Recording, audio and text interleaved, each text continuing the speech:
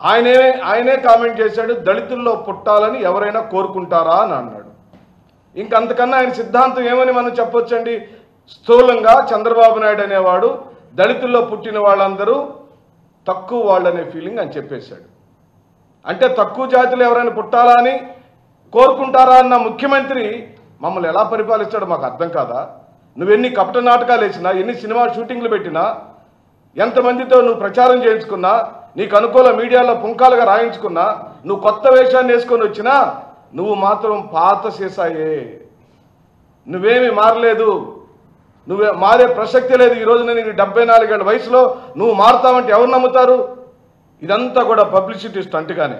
నువ్వేమో దళితుల్లో పుట్టాలని ఎవరైనా కోరుకుంటారా నువ్వంటే, ఆనాటి నీ క్యాబినెట్ మంత్రి అయిన ఆదినారాయణ రెడ్డి దళితులకి శుభ్రంగా ఉండరు, దళితుల దగ్గర వాసన వస్తుంది, మీకు చదువుకోవటం రాదు అని స్వయాన ఓ రాష్ట్ర మంత్రి అయితే, అదే వైఎస్ జగన్మోహన్ రెడ్డి గారు కనుక ఆ మాట అన్న మంత్రి ఎవడైనా ఆయన క్యాబినెట్లో ఉంటే క్షణంలో డిస్మిస్ చేసి పడేసేవాడు. నువ్వెందుకు ఆదినారాయణ రెడ్డిని ఆ రోజున డిస్మిస్ చేయలేదని అడుగుతున్నావు వైఎస్ఆర్ పార్టీ. తదుపరి చింతమనేని ప్రభాకర్ అనే అతను బహిరంగంగా వీడియోలు వచ్చినాయి. మిత్రులారా, మీకెందుకు నా రాజకీయాలు? మీరు దళితులరా, రాజకీయాలు చేస్తే మేం చేయాలి, మాకు పదవులు, మేమేం చేయాలని విర్రబీగుతూ మాట్లాడితే దళితులను ఉద్దేశించి బహిరంగ సభలో నువ్వేమైనా చర్య తీసుకున్నావా? ఆ రోజు ఆయన నీ పార్టీ విప్పు కదా, కనీసం పార్టీ నుంచి సస్పెండ్ చేసావా? లేదు కదా. అంతేలే, రాజు ముంద ప్రధానమైన నాయకుడే దళితుల్లో పుట్టాలని ఎవరైనా కోరుకుంటారని స్టేట్మెంట్ ఇచ్చినప్పుడు నీ కింద వాళ్ళు ఏం చెప్తారు? అదే వల్లి వేశారని ఈ సందర్భంగానేమో చెప్తూ. ప్రియ మిత్రులారా, ఈ రోజున స్కూళ్ళల్లో ఇంగ్లీష్ మీడియంలు కానివ్వండి, అమ్మఒడి పథకం కానివ్వండి, అంటే విద్యా వ్యవస్థని జగన్మోహన్ రెడ్డి గారు ఓ సంపూర్ణమైన మార్పును తీసుకురావడానికి ప్రయత్నం చేశాడు.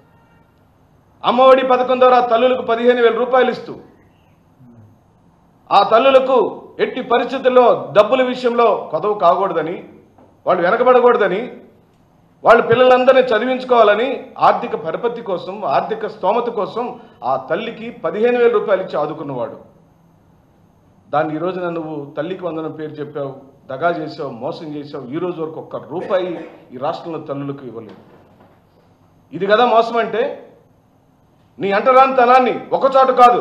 ప్రియమిత్రులారా, మీకు ఈరోజు మేము చెబుతున్నాం, రాజధాని ప్రాంతంలో, ఆయన అత్యధికంగా ప్రేమిస్తున్న రాజధాని ప్రాంతంలో 50,000 మందికి ఇళ్ల పట్టాలు ఇచ్చే కార్యక్రమాన్ని వైఎస్ జగన్మోహన్ రెడ్డి గారు చేస్తే, ఆ రోజు మీరు కోర్టుకెళ్ళి అఫీషియల్గా ప్రభుత్వం మీద మీరు వేసిన వ్యాజ్యంలో ఏం పదం వాడారండి? కోర్టుకి ఇచ్చిన నోట్లో అక్కడ గనక దళితులకు, బలహీన వర్గాలకు, మైనార్టీలకు ఇళ్ల పట్టాలు ఇస్తే జియోగ్రఫికల్ డెమోగ్రఫికల్ ఇన్బ్యాలెన్స్ వస్తుందట. అంటే సామాజిక అసమతుల్యత వస్తుంది అని ప్రకటించేశారు. అంటే ఏంటి? చంద్రబాబు నాయుడు గారి నివాసం ఇప్పుడు ఆయన కట్టుకుంటున్నటువంటి 5 ఎకరాల భూమి ప్రదేశం పక్కనున్న ఏ ఒక్క దళితులు, బలహీన వర్గాలు, మైనార్టీలు ఉండటానికి వీలు లేదని చెప్పేశారు.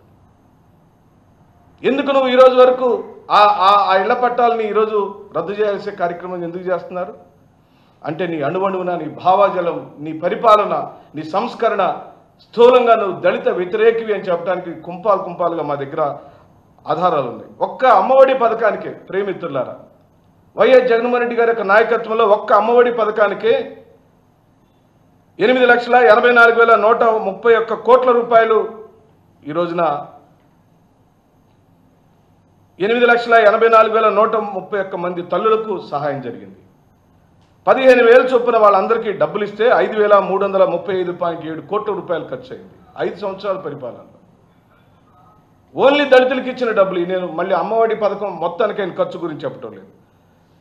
వసతి దీవెన కింద 834 కోట్లు దళిత తల్లులకు పంచడం జరిగింది. విద్యా దీవెన కింద 2,081 కోట్ల రూపాయలు పంచడం జరిగింది. ఇలా పోటీ పడమని చెప్పి అడుగుతున్నాం. చంద్రబాబు నాయుడు గారికి మాకు సిద్ధాంతపరమైన వైరుధ్యం ఉంది. ఏ ఒక్క రోజు కూడా నువ్వు దళిత సమాజాన్ని ఆదుకోవడానికి కానీ, దళితులను ప్రేమించడానికి కానీ, వాళ్ళని ఉద్ధరించడానికి కానీ ఏ ఒక్క రోజు నువ్వు ప్రయత్నం చేయలేదు. మేము అడుగుతుంది ఏంటంటే, మేము ప్రేమను అనుభవించాం, పరిపాలన అనుభవించాం, లబ్ధి పొందాం. మహిళలకు టీవీలు వచ్చినాయి, మహిళలకు ఫ్రిడ్జ్లు వచ్చింది, మా ఇంట్లోకి స్కూటర్ వచ్చింది, మా బిడ్డలు విదేశాల్లో చదువుకునేంత స్తోమత వచ్చింది కేవలం వైఎస్ జగన్మోహన్ రెడ్డి గారి వల్లనే అనేది మా వాదం. పోనీ అంతకన్నా నేను దళితులకు చేశానని మీరు అనుకున్నట్లయితే, మీరు చెప్తున్నట్టే చెప్పమని అడుగుతుంది వైఎస్ఆర్ పార్టీ. మీరు ఏం చేశారో, ఎలా చేశారో, ఎంతమందికి ఏమేమి పంచారో చెప్పండి. ఏ ఒక్క రోజు కూడా మేలు చేసిన కార్యక్రమం లేని ఈ దురదృష్టకరమైన పరిపాలనలో బాబాసాహెబ్ అంబేద్కర్కి నివాళులర్పించడం అంటే దళిత జాతిని హక్కును పెట్టుకొని ప్రేమించడమని, దళితులకు అండగా ఉండటమని. కానీ మీరు రోజు ఇదిగో నా పక్కన కూర్చున్న నా సోదరుడిని మీరు కొన్ని నెలల పాటు చిత్రహింసలు పెట్టి, నువ్వు అధికారంలో ఉన్నప్పుడు మొదట్లోనూ హింసించావు, మళ్ళీ ఇప్పుడు హింసించావు. అంటే ఓ సామాన్యమైన కుటుంబంలో పుట్టిన నందిగం సురేష్ గారు ఎంపీ స్థాయికి ఎదగటానికి నీ మనసు ఒప్పుకోవటం లేదని అర్థమైపోయింది. అంటే నాయకత్వాలను పెంచటం, నాయకత్వాలు తీసుకురావటం, దళిత సమాజంలో ఆర్థిక, రాజకీయ, సామాజిక న్యాయాన్ని చేయటం అంటే ఇదిగో నందిగం సురేష్ని ఎంపీని చేయటం లాగుంటుంది.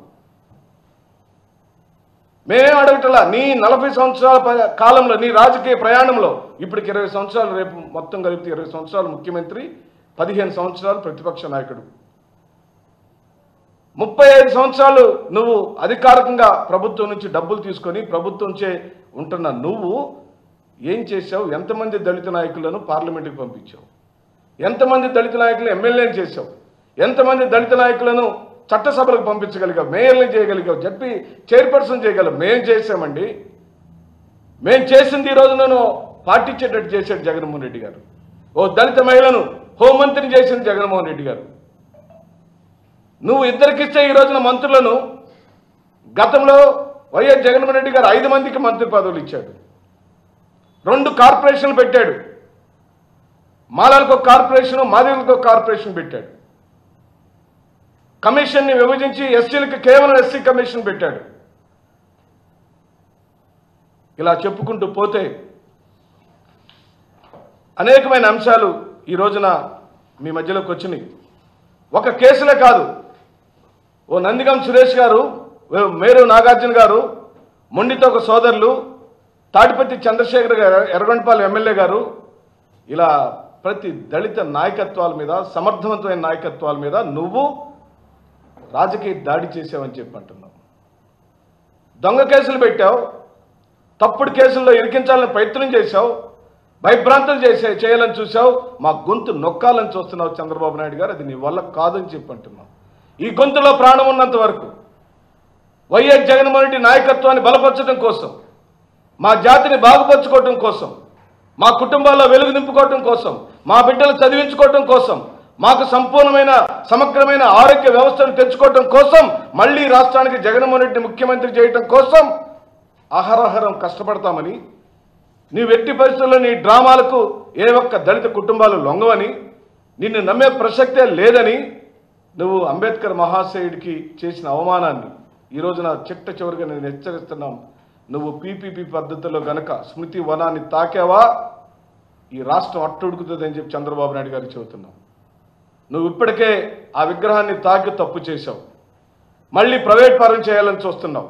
నేనేం అడగట్లా, తెలంగాణలో స్వర్గీయ ఎన్టీఆర్ గారి స్మృతి వనం ఉంది కదా, ఈ రోజున తెలంగాణ ప్రభుత్వం అదే ఎన్టీఆర్ స్మృతి వనాన్ని వ్యాపార కేంద్రంగా మారుద్దాం, రోడ్డు తల్ల షాపింగ్ కాంప్లెక్స్ కడదాం, ఇంత భూమి ఎందుకు స్మృతి వనానికి, దానికి 50% తీసేసి ఆయన విగ్రహం ఉన్న సమాధి ఉన్నంత వరకే ఉంచుకుందామంటే నువ్వు ఒప్పుకుంటావా?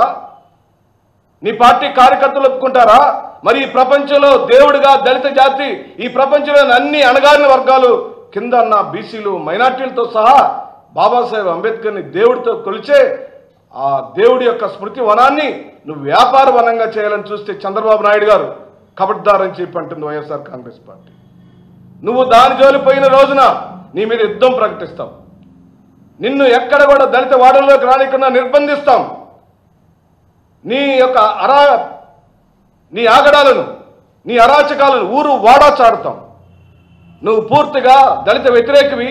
బాబాసాహెబ్ అంబేద్కర్ని ఇంకా నువ్వు మాటలకైతే పెదవులతో చెబుతున్నావు, కానీ నీ భావజలంలో ఆయన ఒక దళిత నాయకుడిగా నేను చూస్తున్నావు. అందుకే నీకు చిన్న చూపు ఉందని చెప్పి అంటున్నావు.